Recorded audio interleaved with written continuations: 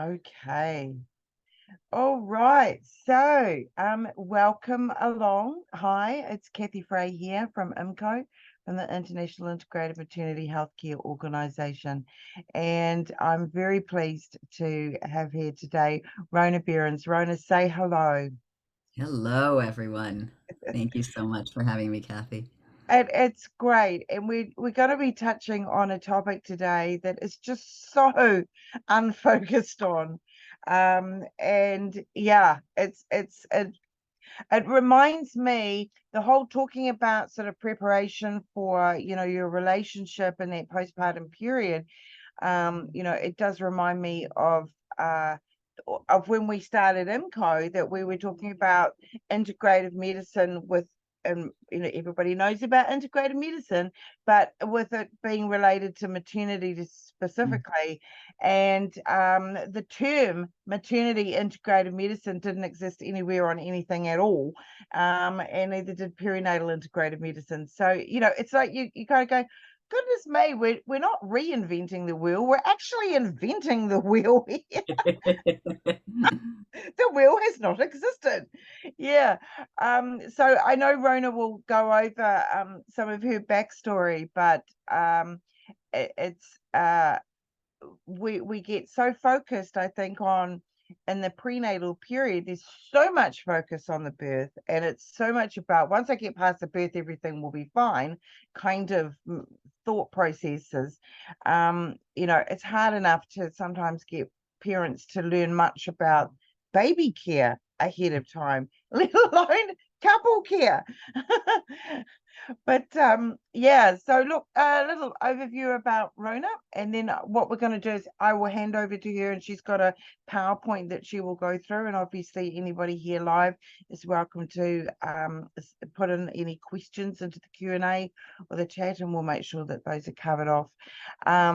And so, yeah, Rhona is Dr. Behrens is a relationship coach who helps parents to stay sane and stay together. And I know that she'll explain how she sort of ended up on that journey.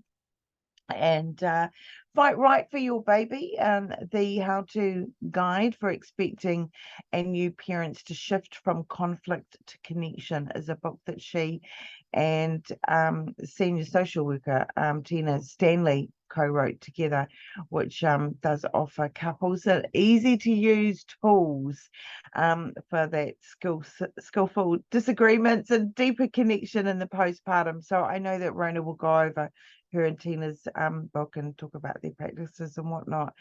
Yeah, so welcome along, and One. let you bring up your, yeah, so I'll hand over to you, and it's brilliant, wonderful to have you here. Thanks so much, Kathy. I really, really appreciate it. And thanks for that introduction. So yes, I shortened the title of the webinar, and I'm pointing over here because I'm working from two screens. So I'll be looking over here a lot, which is where the PowerPoint is. I thought I would just make the title of this a little more manageable. So I'm calling it now Helping New Parents and Their Relationships. So I'm going to begin today by declaring a bias of mine that's going to inform a lot of what I'm going to share.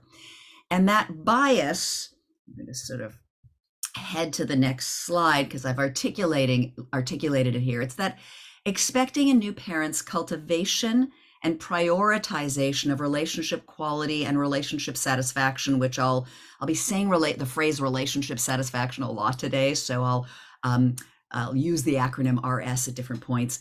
Co-parenting effectiveness and productive conflict, what might be called positive conflict, skillful conflict. Those are parenting skills that enhance children's developmental success. So having said that, having declared that bias, whether because of cultural differences or national differences, not everyone will agree with me, especially because I'm speaking as a white woman with a North American bias. And I say North American because I grew up in Canada, so I'm both Canadian as well as American. So my bias is just a bit larger than the United States. So that bias, I'm going to say a little bit more about it. The research, for example, on new parents in the United States suggests that many heterosexual couples, even those devoted to gender parity, a majority return to more traditional gender roles when they become parents. In some communities, in some countries, gender equality or even gender equity is not a goal, and traditional gender roles are acceptable, even desirable. So that's what I mean by I want to be really clear that the way I'm going to present this is very much a bias of mine. I'm also going to speak a little bit about co-parenting, and along the same lines, in some cultures, in some countries, perhaps parenting is considered solely a woman's domain. So what I'll review about co-parenting research, and my bias towards its desirability, as well as that bias being in a lot of the research I'm going to present, that might not be applicable to all new parents, whether you are a new parent or you work with new parents. So I'm going to now shift to sort of where my come from place is.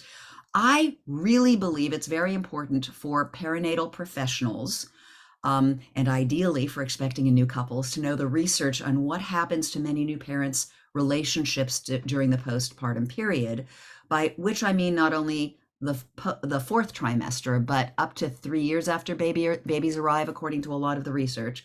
Because, and let me now head to the new slide, because I really think that the research can help birth professionals set expectations prenatally or among expecting couples.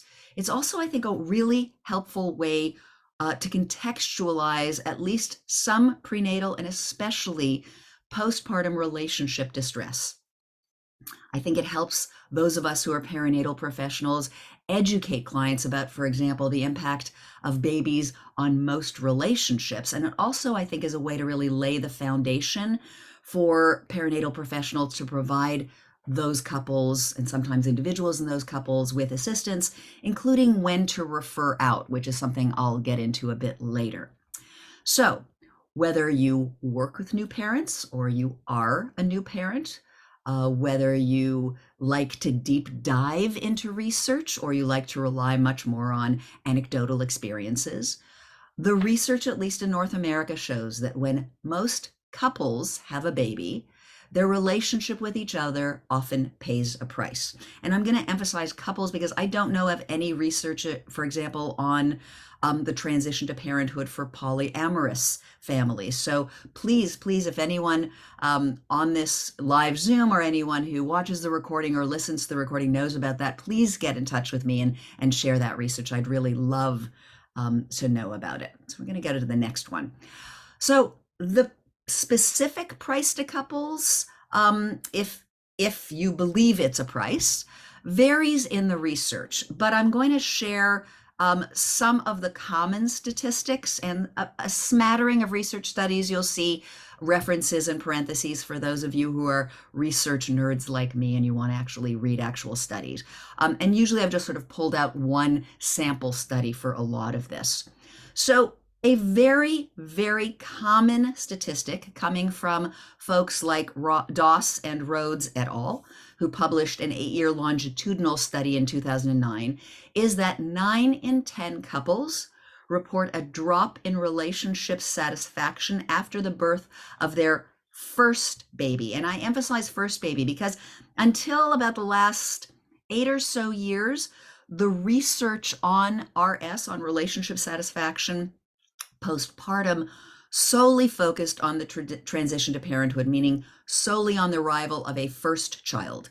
And anecdotally, I had read when I started reading about this about a dozen years ago and doing research and working with expecting and new parents and perinatal professionals about a dozen years ago.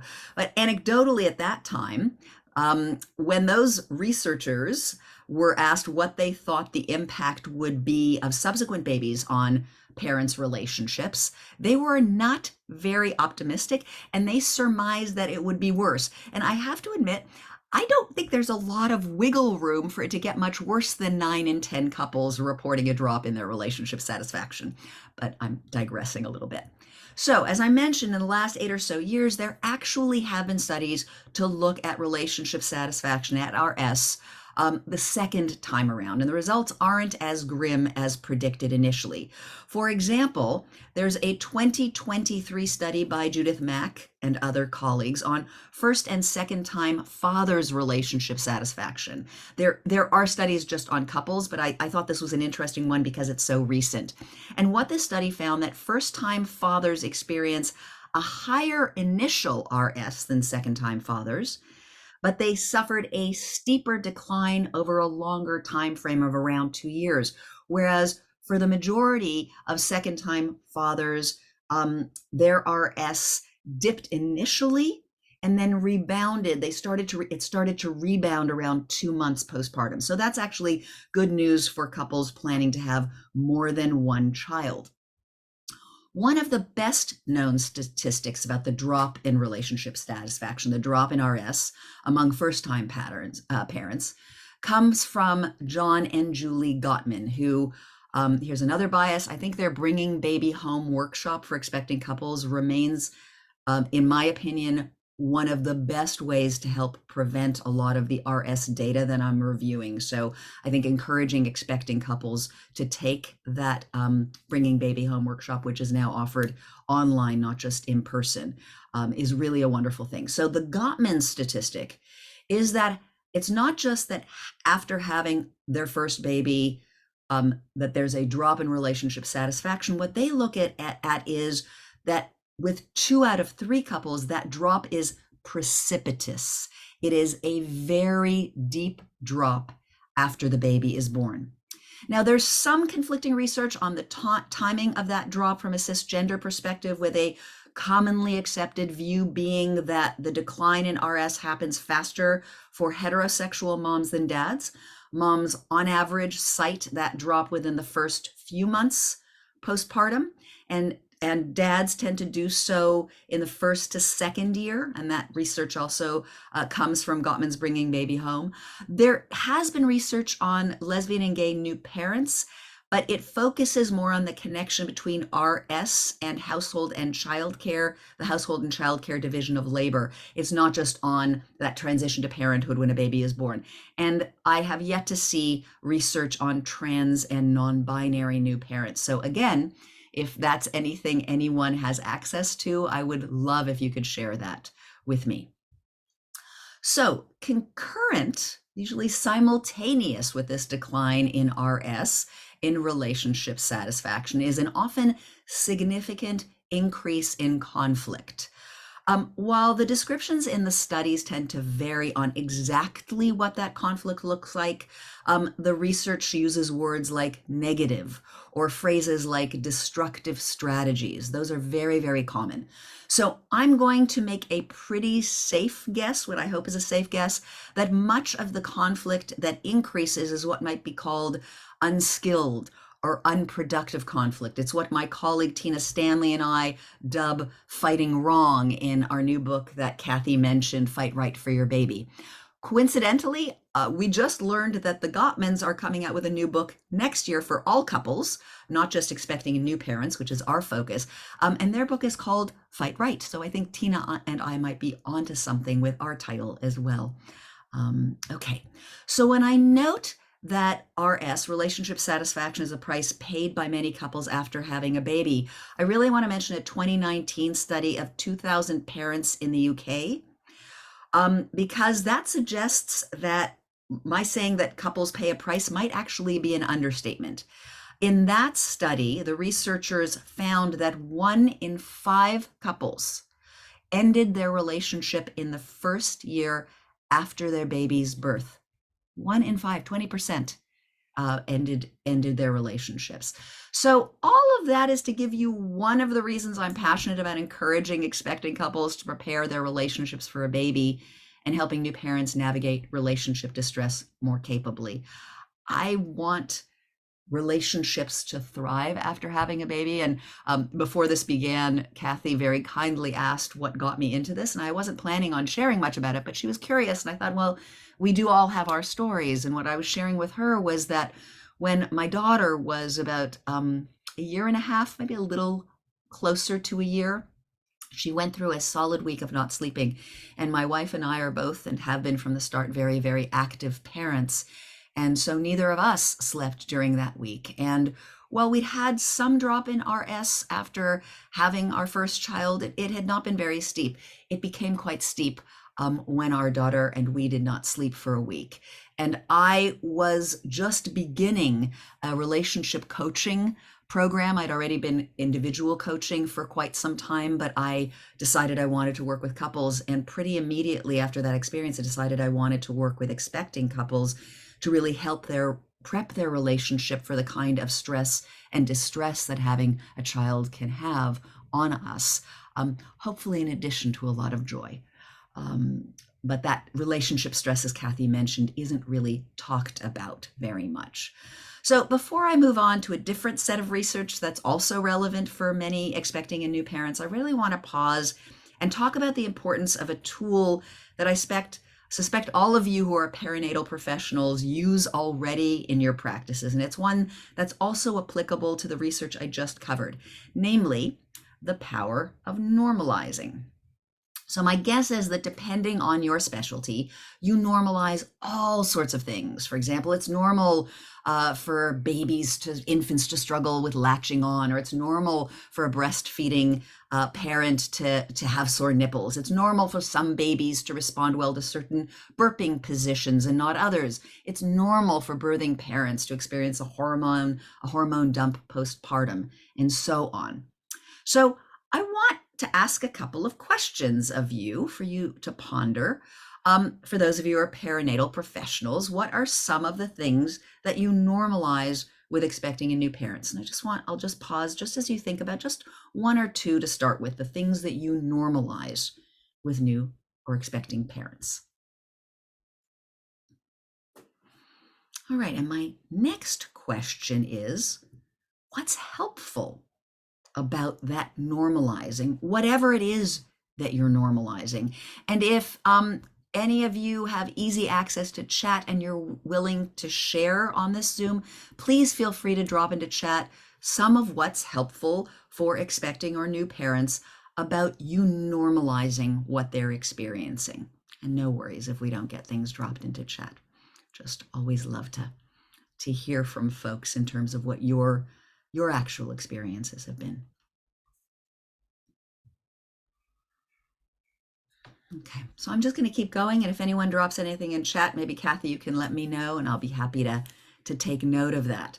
So the next thing I really want to share is that normalizing a drop in RS, in relationship satisfaction or in relationship quality, and normalizing a rise in conflict can really, really be helpful for many new parents and expecting parents in anticipation of becoming new parents, because it can really help reduce the impact and intensity of those shifts on those parents and therefore on their baby.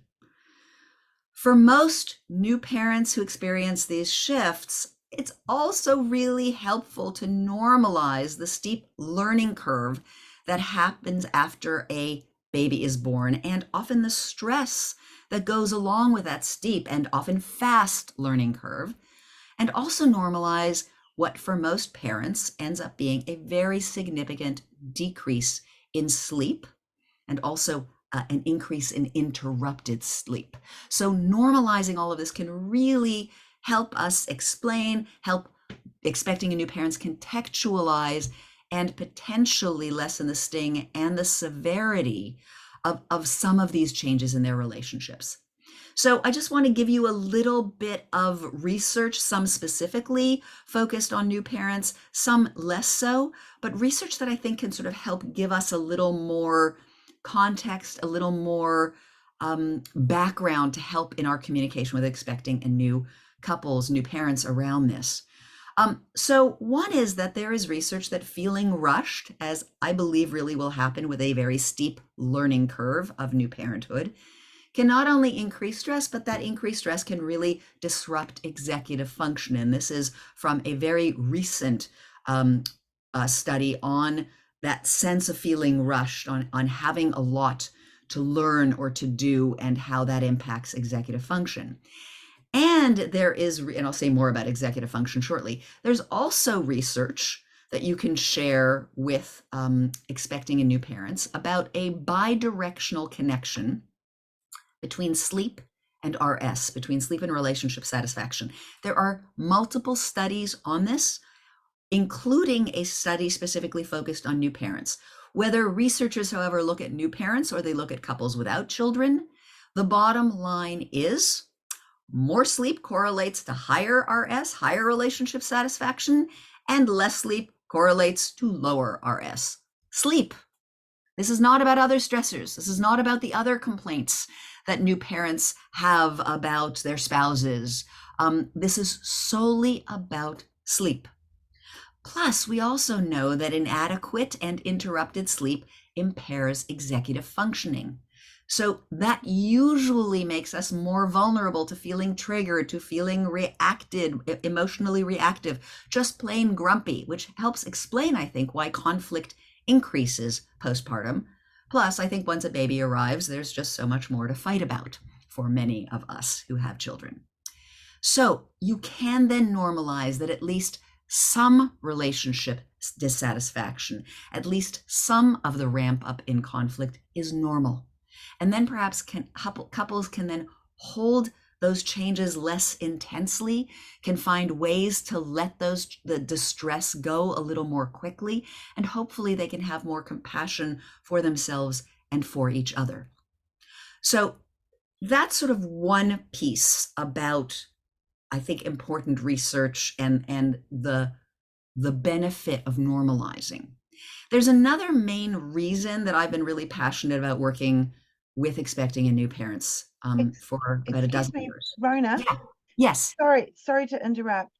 I just Sure. wanted to let you know that I've got a technical issue Oh no. at Oh my no. end, that I've got a bit of a freeze going on the screen. So I just can't get in and out at the moment. But if yeah, so hopefully if there's any, you should hopefully be able to see if there's any questions or comments. I can't see it myself. That's all. I just wanted Okay. to let you know. Thank you for letting me know. I don't Yeah, and see I can't seem to anything. do much at the moment. I don't know what's going on. Oh no. Yeah, So but I anyway, don't so you're see doing an anything. awesome job. And I love, when you talked about the the things that we normalize. I think that as a midwife, particularly doing those home visits, in that first month after having a baby, there's a lot that we do definitely sort of tend to normalize, so that I guess so women, because I think oftentimes women uh, get a seismic change in their own confidence of their baby care competence.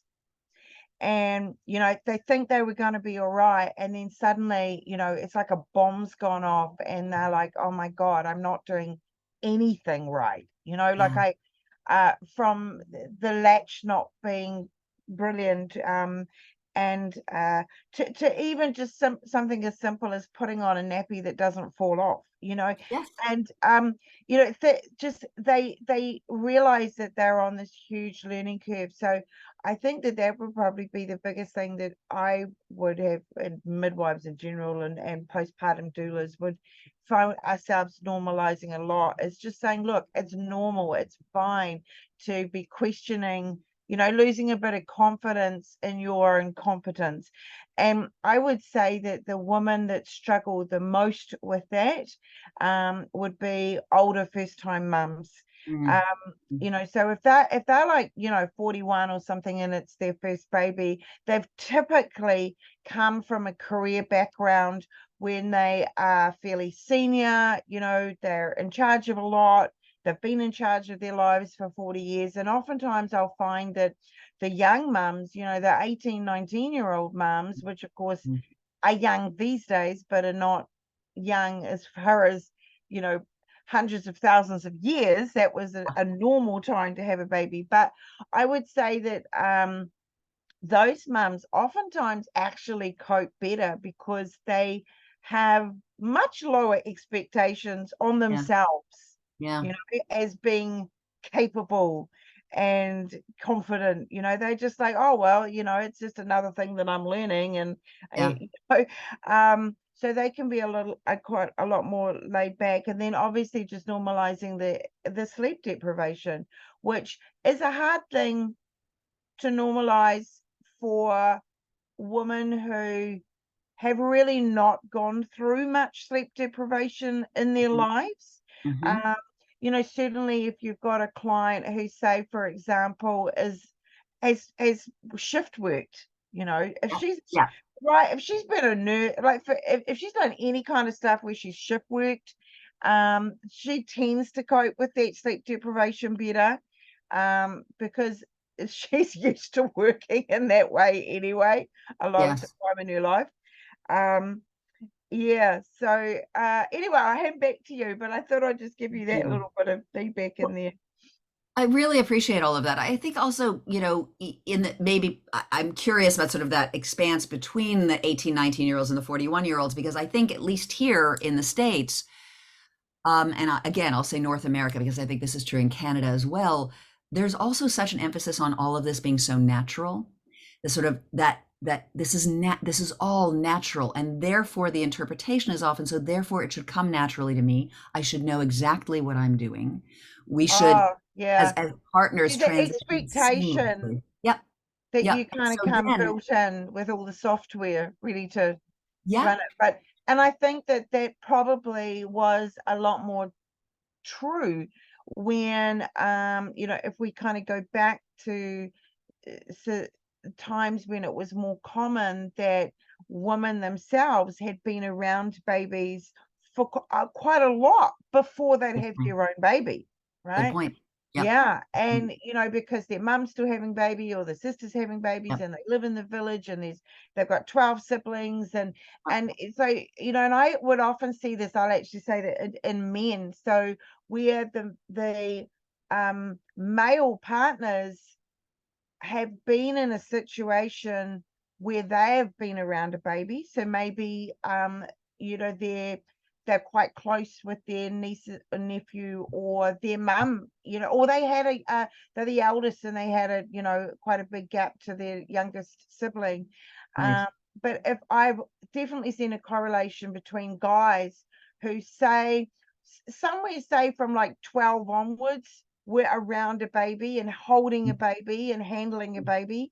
Those guys, they have huge advantages in their confidence as new Yeah. dads, and that makes a huge difference. And often it's so obvious that I end up making a comment on it. Looking at this guy, especially straight after a baby's born and he's holding it for the first time, and you just look at them and I'm like, man, have you held babies before? And he goes, yeah, Mhm. I've got two younger ones and I'm like, that's it. There's that. So that having that, the society having the lack of exposure to Mhm. being around babies before it's your turn to be in charge of a baby. Yeah. Yeah. That makes a huge difference. And you see that in those, communities where, be it religious communities or just general kind of hippie new age communities, but when there's communities where a lot of people living together and a lot of sharing of resources, and everyone's looking after everyone else's baby kind of thing, that's a whole different ball game for For women. sure. And I think you're pointing to a historical shift of also the focus on the couple, right? The nuclear family, the family structure, that it is on the couple to care for the baby, and that there is Yeah, much more limited extended family or extended community. So I'm absolutely. yeah, let's keep going. And Yeah. so the other set of research that I've been really passionate about learning about and sharing is sort of the inverse of the impact of babies on relationships.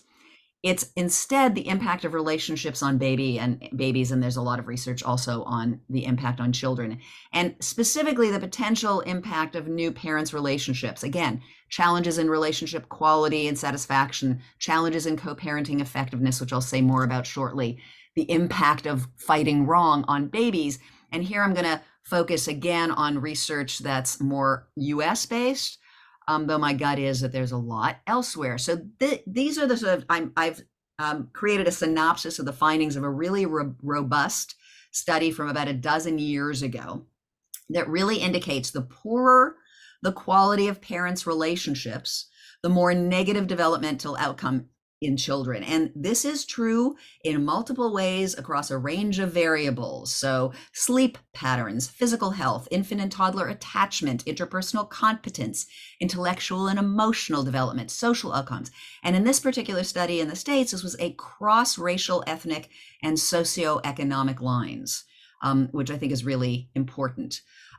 To give a little more of that sort of impact on babies or in children, there's a very recent study by T.M. Pinto et al. That focused on babies from 3 months to toddlers at 30 months and notes, quote, promoting the couple's relationship adjustment during the transition to parenthood can help prevent toddlers' emotional and behavioral problems. Here's a 2022 study on interparental conflict in early childhood, which actually indicated it was a predictor of depression and anxiety in 15-year-olds. Then there's and I'm just giving you some examples of these studies. This is a 2017 study by M. Maman et al. On the potential impact of infants' exposure to high levels of conflict. And here the researchers note, quote, children exposed to parental conflict may be at risk for emotional and behavioral disorders by becoming sensitive to conflict cues in their environment. So it's important for us to know this. It's also important to have a sense of sort of what kinds of conflict, which I'll speak to a little bit more. And if you're interested in this topic, in our book, Fight Right for Your Baby, we talk a lot about these different factors. So my desire to speak to you about the importance of the impact of babies on relationships and relationships on babies is where Kathy started today in the introduction.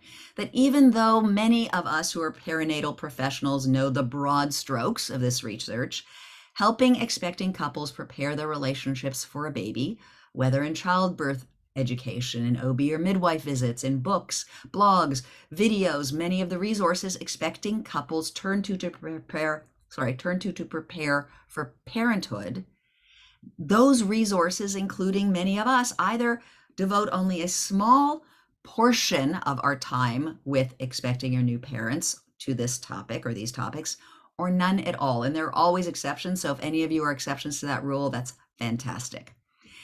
And I'll say, and I was sharing this with Kathy earlier, that when relationship prep is suggested, many expecting couples poo-poo the idea. Sure, they've seen what happened to their friends and their friends' relationships and how much they fight. But that would never happen to us, right? We would never become like them. And until their baby arrives and sleep deprivation ensues and their executive functioning is highly impaired. And by then, who has the time, who has the energy, who has the money, the wherewithal to focus on relationship satisfaction, to focus on conflict skills, other than to bemoan the drop in the former and an exponential increase in the latter. So I am not surprisingly a huge advocate of really encouraging expecting couples to prep their relationships for a baby, and finding ways for us as perinatal professionals, those of us on this call who are, to anticipate and name that resistance, name their fantasy that they will be fine without preparing their relationship. And I believe one of the best ways to do that is to really educate expecting couples about babies and children's developmental health and on the correlation between parents' relationship quality and RS on their co-parenting effectiveness and their positive conflict skills and the impact of that on positive impact on that on developmental outcomes from infancy onward. I want to just take a quick moment to say something about the term co-parenting. Here in the United States is used primarily to refer to what exes do together in raising their children, but it actually appears in the research in a really different way. There's a wonderful short piece by James McHale et al. Called When People Parent Together. You can Google that and download it, and it's really great. It's, I think, a great short piece to give to expecting couples. Their co-parenting and in the other research refers to how parents and also other adults who raise a child work together. So it's really about teamwork. Co-parenting is about teamwork. And as the authors note in that short piece, there have been more than a dozen studies that show that problems with co-parenting during the infant, toddler, preschool, and elementary school years correlate to multiple developmental problems with kids, problems with social adaptation, problems with poorer school achievement, problems with anxiety, aggressiveness among them. The other statement that I really want to share from that short PDF is that effective co-parenting during a baby's first year predicts better adjustment in later years. So it's really, really important. Now, there are, of course, exceptions. There are some parents who are actually great co-parents, but they report poor relationship satisfaction. But on the whole, I think it's safe to say that with some regularity, high levels of fighting wrong, lower relationship quality and satisfaction, and co-parenting challenges often coexist. Now, we don't know the exact tipping points when those will deliver poor developmental outcomes for children. There are multiple variables at play, which you can read about in the research if you're interested in doing that. However, asking expecting couples to prioritize learning productive conflict skills, learning to fight right, normalizing the higher conflict, normalizing the drop in relationship satisfaction, and asking them just to keep that RS on their radar as they transition to new parenthood, bringing it back online as a priority, even if it's a much lesser priority than it used to be. But just having it on their radar is really important. And if those expecting couples don't listen, then we need to speak to parents we're seeing postpartum, whether as a night nurse, a postpartum doula, a lactation consultant, a sleep consultant, midwife, or OB in follow-up appointments like Kathy was referring to. So if you're witnessing or hearing about a drop in RS, if you're hearing about or seeing a significant rise in conflict, then I think those of us who work with this demographic really have a responsibility to educate and help those new parents both normalize it, and if it's intruding in a bigger way, I'm going to say more in a moment, it would also then be great to do more than normalize it, encourage them to really try to ease its negative impact. So we really need to let new parents know that contrary to popular belief, contrary to all of the books and blogs and podcasts that focus exclusively on how to parent children, right? On parenting. So much is focused on parenting, which of course is important. Keeping their eyes on their relationship quality, on their relationship satisfaction, on their co-parenting effectiveness, and on fighting right is actually good parenting. So I'm repeating where I began. So a caveat before I share another tool. If parental conflict is too negative or destructive, then normalizing and other tools won't be adequate. So for those of you who aren't perinatal mental health professionals, which I as a coach am also not, yet you, like me, spend time, sometimes substantial time, with new parents in the 4th trimester and beyond.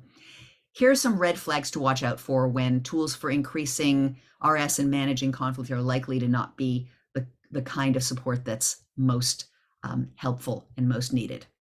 So I realize that some words like frequency are really subjective. So I want you to really listen to your gut and also compare what you're witnessing or hearing to your other clients, and also to seek counsel from seasoned colleagues. So hopefully it goes without saying that verbal, physical, or emotional abuse, which can include things like gaslighting, are really major red flags for when to refer to a mental health professional.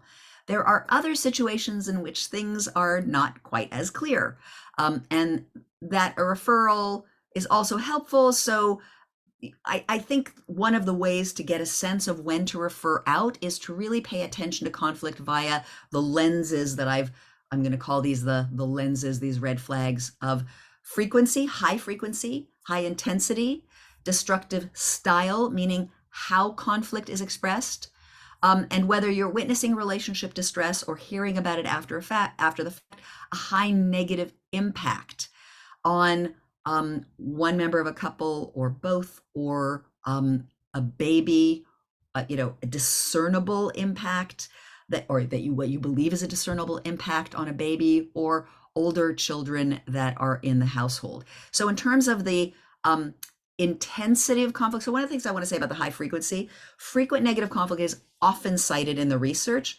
However, the Gottman's research for bringing baby home suggests that frequency is less of a problem than how conflict is expressed, so the style of conflict, and also the aftermath of conflict, specifically how or whether it's repaired.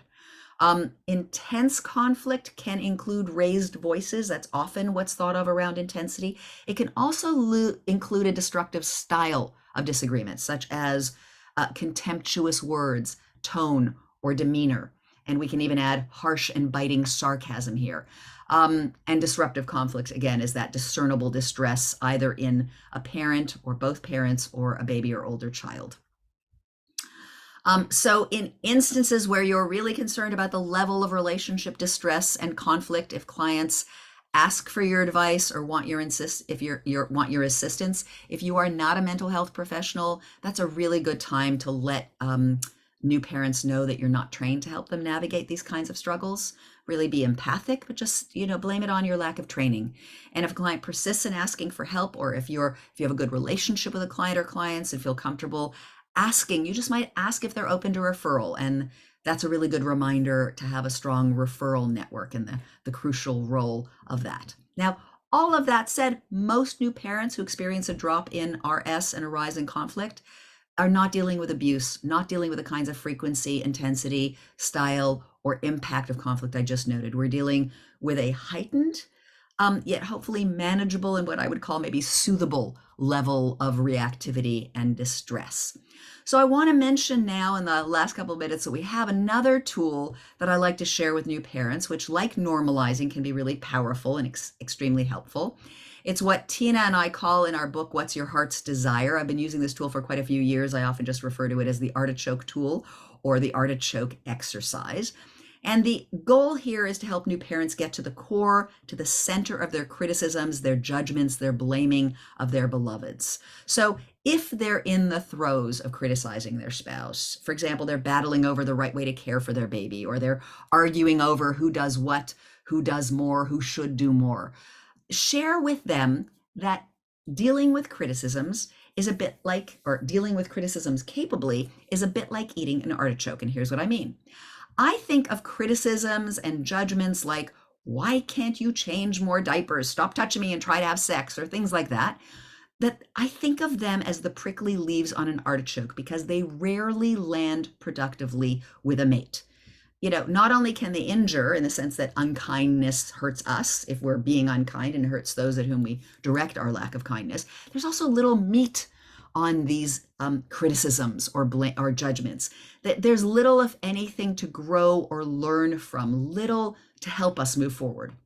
So I like to think of using this analogy. I like to think of the fuzz on the artichoke that gets revealed once you pull off the prickly artichoke leaves. The fuzz is like the worries, the feared outcomes, the anxieties that spark our criticisms, that spark our judgments in the first place. And those can include things like, I'm afraid I'm all alone in this, or I'm scared I'll never get my body back, never recognize my body again, never mind want to have sex again. So our fears are potent. They're important to name, to hold space for. But if we stay with them, if we communicate solely from them, there's really little to nourish us. So it's that artichoke fuzz. But if we take time to get to the heart of the artichoke, this was the best photo I could find. I don't think it looks very delicious, but if you eat artichokes, you know this is quite delicious. The heart of the artichoke is our yearning, our goal, our dream, our longing, hope, desire that we fear won't happen. We worry has been ruined. If we help new parents speak to their spouses from this place, I want us to work together more. I want us to be a team. I need more time to adjust to this new body. I want us to take our time to find each other intimately again. Not only will that hopefully bypass the disconnection caused by criticism, judgment, blame, hopefully it also will help new parents get some of their longings, their goals met, even if only partially. Okay, so if they're struggling to find that longing, ask them a couple of questions. What's important to you about that? What's important to you about wanting things to be different? Ask them what would get fulfilled, tended to, cared for if you got that prioritized. And that'll really help them get to their goal, their longing, their yearning. So I'm going to wind things up in the hopes that maybe there's one question or two questions that we can maybe look at. The more we can help expecting and new parents tend to the relationships, to learn to fight right, to prioritize co-parenting effectiveness, That's the kind of birth preparation that I think can deliver a twofer, what I call a twofer, or maybe it's actually a threefer, because I really think relationship prep as integrated with birth prep helps parents to tend to individual well-being, their relationship well-being, and their babies and children's developmental health. So it really is a threefer, and I think I'm going to keep that word. This gives you an information, this last slide, www.rhonabarons.com. I'm not going to spell it out for those of you who are only listening. Instead, for those of you who are listening, you can go to www.fightrightbooks.com to learn more about me and also our new book, Fight Right for Your Baby. So again, thank you, Kathy, so much for inviting me to join. And if there's maybe a question that you have that we can sort of end with a question, we can do that, or just end. Yeah, I get. Oh, it's just been so interesting, and um, it's pretty scary when you're saying that the stats are showing 1 in 5. Is that what you're saying? 1 in 5 relationship is pretty much crumbled in that first year. Yeah, I mean, it's from that recent study Yeah, in Great Britain and they studied 2,000 couples. right. I mean, Yeah, so really good 2,000 people. broad Oh, retrospective study. I mean, a lot of people. That's a lot of Yeah, people. that's a So lot. for 1 in 5 couples to split up after the birth of their baby, that's a pretty, given how many people were surveyed, that's a pretty startling statistic, I think. Yeah, that is startling. And I don't think it's startling, but at the same time, for those of us working in postpartum, I think we would all say, yeah, that's not that surprising. Yep, Um, it's putting because it really puts such a strain on the relationship that the cracks will appear for that sure. were always there, but Correct. they, become more chasmic. I think you're right. I think Yeah, you're right. and I think that certainly from my perspective as a midwife, I would say that I feel because I'm all about the pregnancy, that's my kind of aspect of such pregnancy and the birth and whatnot. But I certainly see a correlation between how traumatic and dramatic the births are versus how well the woman is doing in the postpartum, and how well she's doing impacts, of course, how well she's doing with your baby and with your partner. And when you see a woman, when you are with a woman who has a lovely normal birth and it's empowering and it's the best day of her life, and there's everything was so incredibly positive with that experience. It's find it's really rare that she doesn't do well in the postpartum, and then that means they're doing well. Whereas when you've got say a woman who has into the third trimester, now she's blown up with some obstetric complications. So she's got preeclampsia, she's got gestational diabetes, she's got a growth restricted baby, or stuff is going on, and then there's discussions about inductions, and then that drags on for days, and she's got a failed forceps delivery, and then it goes on to be an emergency C-section, and baby ends up in NICU for a couple of days, and then and it just goes on and on and on, and she gets to the point where she gets home and she's just a wreck.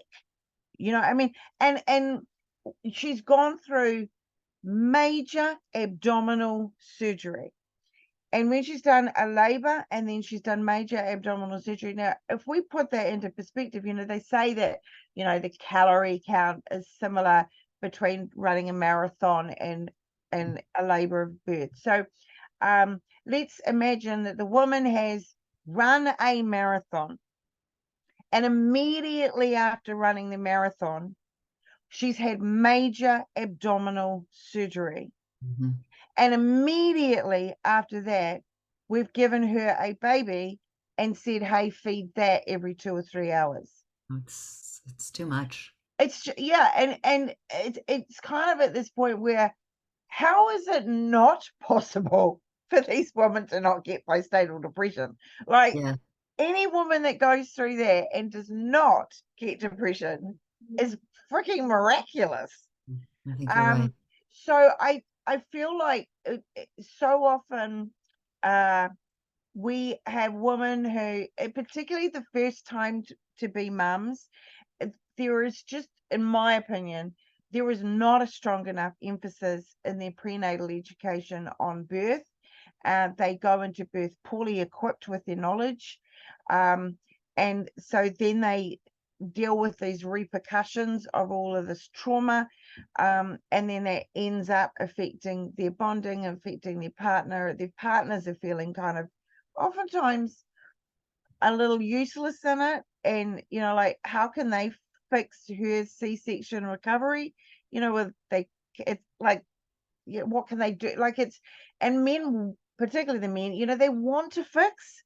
That's their Mhm. that's their thing. They want to be that knight in shining armor. And whereas what I do find with second time round parents is that they, particularly the mums, they kind of go from this uh, victim to survivor to warrior, and go, I am not letting that happen to me or another baby again. Never Mhm. again. I'm going to find out way more about labor and birth. I'm going to take charge of this. We're not ever going through that again. And so, and I see that a lot, but it takes that first trauma for them to really engage with the next one. Yeah. Um, so it's pleasing to hear that the research is showing that the second time around parents do better than even the researchers thought they would. Yeah, And for sure. For yeah, sure. and I would say I totally agree with that from what Yeah, I you're see seeing in the that. field. Yeah. Yeah, Yeah. yeah, they do. And they've kind of gone through the hazing. They've Yeah. they've gone through that worst bit, and they don't question themselves. They're not going, "Oh my God, the baby's crying. What am I doing wrong?" They're going, the baby's crying, and so their confidence and their competence is so much better. And but it's good to see, as I say, that the research shows it's almost like, if you guys can handle that first one, survive Yeah. the first one, Yeah. Well, the other then part almost of it, you're okay. yeah, the other part of it is about with the second, it's not that same drop, sudden transition away from all this time together to suddenly very little, Yeah, I mean, I think I read at some point that the research shows that going from being a couple without kids to having your first baby, you lose two-thirds of your alone time together, and the third that's now remaining, much of that is devoted to talking about the baby, right, and to navigating yeah.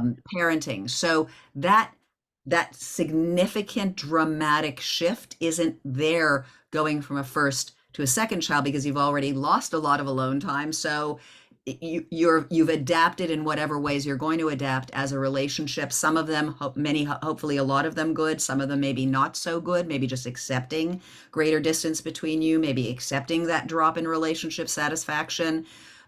So maybe it's not Totally. as dramatic going from first to second. I also just Yes, before, does exactly. that make sense?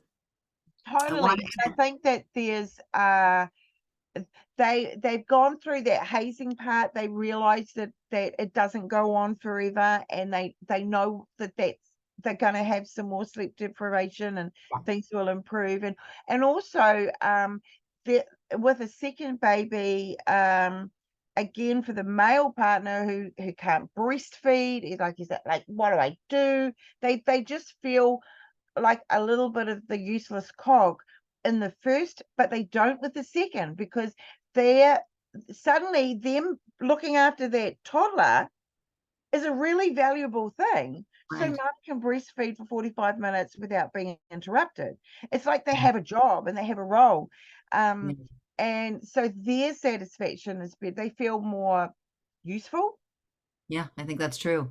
Yeah. Can I say something about the Hmm. first point that you were made when you were talking about traumatic births and the impact on traumatic births? There is no doubt. It's why we actually, near the end of the book, we have an entire section on the impact of other factors on relationship satisfaction. I think things like birth trauma, but also childhood trauma, if it's sexual trauma, that can sometimes get reactivated and triggered by birth. um, very severe breastfeeding challenges, special needs babies, very challenging circumstances in which you're giving birth, for example, giving birth during your pandemic, giving birth when you're dealing with significant poverty, giving birth when you're, feel isolated and you're not in a community, you're away from perhaps home and I mean, there are so many other factors, natural disasters. There are so many other factors that make a lot of this research, it's even worse, right? The impact on the couple is much more significant. And Tina, my belief is that really in those situations, it's going to be really important for couples, or at least one member, because sometimes not both members of a couple are willing to get assistance, that at least one member get additional support. And that's the other thing I want to just say as a general point. Sometimes in talking to expecting or new parents, talking to the couple, even never mind getting additional help outside, but just trying to learn more if there's higher, learn some good conflict skills or things like that. Sometimes only one member of a couple will be willing to do it. Yeah. To stereotype in straight couples, in my experience, more often than not, anecdotally, it's been a woman, right? It's been the mom or expecting mom or the mom than the dad. And I work with a lot of couples where both members of the couple, straight couples, gay couples, lesbian couples, where both members are very keen. However, when you're dealing with that, only one is, it's often in a straight couple, it's often the woman. And even just one person in a couple learning some good tools, and they're quick and easy tools in our book. They're bringing baby home, lots of great information in that. There are other resources. Just one person doing a little bit of learning, a little bit of shifting can make a huge difference. So that's the other thing I want to say, that it's ideally both partners are understanding things, learning things together, practicing things together, expressing their compassion, empathy, normalizing together. And even if only one does some of the work, devote a little bit of time, that will make a difference. Yeah. And because I totally agree, and because the whole birth thing and the breastfeeding and the whole baby mother is such a female derived area. I mean, she will be doing that whether or not there's a male partner or not. Like it's right. So oftentimes her changing the way that she's saying things, as you say, less criticism, less judgment, less blaming, and trying to come from that yearning of what she needs, because men want to fulfill those needs. That's their driving force, but they can get pretty beaten down. Yeah, well, yeah. So I'm a little like I think perhaps because I'm a lesbian and in a same-sex relationship, some of what we attribute to gender differences can happen in same gender relationships and non-binary relationships, right? Yeah, so I it's think like, it's even if it's as you say, if it's a lesbian situation, there's still only one woman that's got the milk in the breasts. correct. So it's not like you can hand over and go, hey, well, you feed the baby this time, it's your turn. Yes. So it's also, so I That think would be good. styles, it would be good. There are some medications that one can take to try and stimulate that, but not necessarily what everyone's doing or what one would recommend. But what I want to say is that I think what's really important is really trying to understand that learning these skills and tools can be helpful for everyone. Yeah. We're just talking about normalizing and this artichoke exercise, the sort of what's at the heart of your criticism approach. There are many tools that can be very short and sweet that can help for all genders in navigating these kinds of challenges. If one recognizes, oh wait, maybe we're, keeping relationship quality, keeping relationship satisfaction on our radar, paying attention to how we fight and paying attention to shifting fighting wrong from fighting right, to recognize that's not making those shifts. It's not going to just impact my own individual happiness and my connection with my spouse. That is going to have a direct positive impact on your baby and children. And I just can't emphasize that enough, because that, I think, is what will really inspire us inspire expecting and new parents to really put in that extra effort to keep all of this within our view, to keep all of it a priority to whatever degree we can, and to try and work on this. Just beautiful. Well, we do need to wind things up, but we have a comment in here from Fazana. Hi, thanks for an informative talk. Wanted to add couples that work supportive at the time of birth makes things easier. That I would definitely agree with that correlation. Whereas where men are awkward and disconnected, and very much a male ego dominated individual, and does not relate to the stresses and demands and impact of birth on mums. Yes, and I would say that I've been I have a friend who is a colleague who is a midwife with Doctors Without Borders, Mm-hmm. and so she's done a lot of work in some of the poorer African countries, and there they definitely, there's one of the things that she sort of is a comment that she's made a lot, is that it's really hard to get the men involved in any part, let alone attending the birth. Yeah, um, yeah, and because that's a cultural thing, that it's sure. not the department.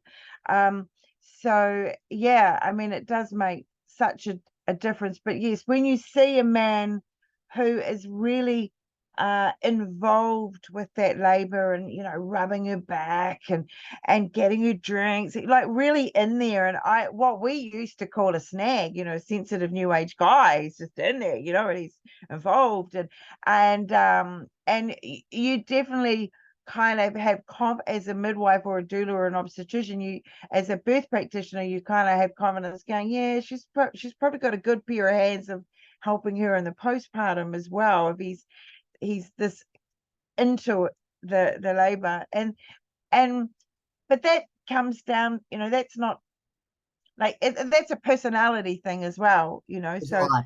Yeah, there's a lot it that's depends. personality based. Yeah. Yeah, it's not necessarily that they're right or wrong, or yeah, but you certainly, when you see it, you kind of go, yeah, that's good. But and when you see the opposite, when you see a man in that labor room who's incredibly disconnected Mhm. and really not that interested, and he's more interested in going out and having a cigarette every half an hour and coming back in and on his phone, and he's just like, I remember one man once who, it was at the time when your little tablet, it was the time when tablets were just coming out, and he came in with a tablet, which not that many people had at that time, and he spent the whole time on his tablet on games. I was like, oh my god. In my head I'm thinking, you've married a dick with Mhm. this guy. He's going to be useless to you in the postpartum, and he was, and they broke up, like it was. Yeah. Yeah, so Well, and you mentioned this, the relationship problems couples have before they have a baby do not go away. yeah, Look, the number one they go predictor, tenfold. yeah, the number one predictor of how well couples, I believe them citing the research correctly, if I'm remembering correctly, the number one predictor of how well couples do postpartum is how well they're doing prenatally in Yeah. terms of the relationship. So, that's And a just good do thing a to pay times attention. 10 on the issues.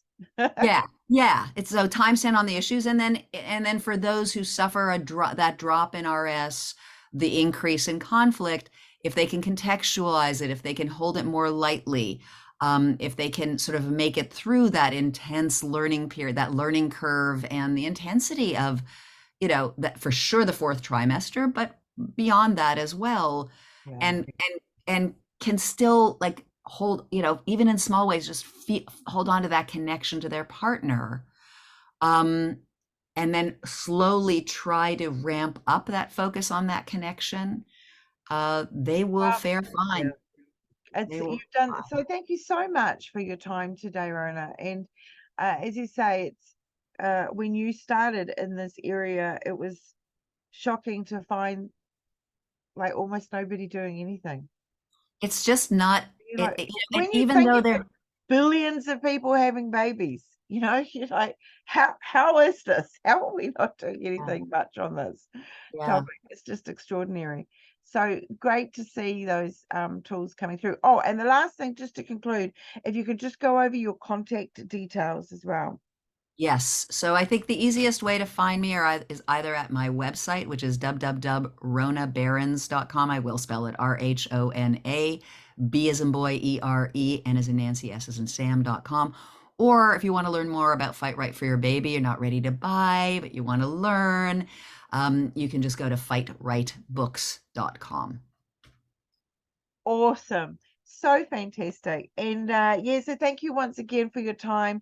And for those that were live here today, it's always great to have our live audience as well. And we know a lot of you are watching this later down the track. And here at INCO, we just want to wish you a very wonderful, wonderful rest of your day, rest of your week. So thanks everybody, and thank you, Rhona. Bye everybody.